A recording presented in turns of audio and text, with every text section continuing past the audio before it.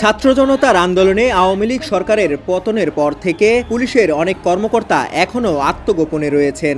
এছাড়া দেশ ছেড়ে পালিয়ে গেছেন অনেকেই। এই তালিকায় নতুন যোগ হয়েছে পুলিশের এক সময়ের প্রভাবশালী কর্মকর্তা মীর রেজাউল আলম। পুলিশ সূত্র জানায়, মীর রেজাউল আলম পুলিশের 15তম ব্যাচের কর্মকর্তা। তার গ্রামের বাড়ি মাগুরা জেলার শ্রীপুর এলাকার চৌগাছিতে। তিনি সর্বশেষ অতিরিক্ত আইজিপি হিসাবে পদোন্নতি পেয়ে পুলিশের সদর দফতরে কর্মরত ছিলেন। 5 আগস্ট পট পরিবর্তনের পর তিনি আর অফিসে ফেরেননি। এর মধ্যে তিনি বিদেশে পালিয়ে যাওয়ার ফন্দি আটেন। গত 28 সেপ্টেম্বর মালয়েশিয়ান এয়ারলাইন্সের একটি ফ্লাইটে তিনি সিডনি চলে যান। পুলিশের একাধিক সূত্র জানায়, পুলিশের বিশেষ শাখার ঊর্ধ্বতন এক কর্মকর্তাকে ম্যানেজ করে তিনি ইমিগ্রেশন পার হয়েছেন। বিষয়টি জানাজানি হওয়ার পর পুলিশে ব্যাপক তোলপাড় শুরু হয়েছে। সংশ্লিষ্টরা জানান, বিশেষ শাখার ওই কর্মকর্তা মীর রেজাউল আলম ছাড়াও আরও অনেককেই বিদেশে পালিয়ে যাওয়ার জন্য সুযোগ করে দিয়েছেন।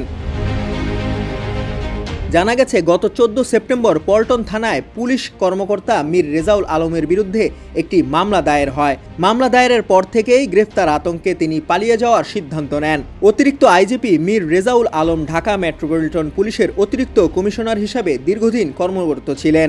এছাড়া ডিএমপির ট্রাফিক বিভাগের প্রধান হিসাবেও দায়িত্ব পালন করা ছাড়াও অপারেশন শাখাও দায়িত্বে এবং কিশোরগঞ্জের পুলিশ সুপার হিসাবে দায়িত্ব পালন করেছেন। পুলিশ সদর দফতর জানায়, 5 আগস্ট পট পরিবর্তনের পর মোট 187 জন কর্মকর্তা ও সদস্য কর্মস্থলে অনুপস্থিত রয়েছেন। এছাড়া প্রায় 2 ডজন কর্মকর্তাকে বাধ্যতামূলক অবসর দেওয়া হয়েছে। এছাড়া রাজধানী ঢাকাসহ সারা দেশে প্রায় 300 পুলিশ সদস্য ও কর্মকর্তার বিরুদ্ধে মামলা দায়ের হয়েছে।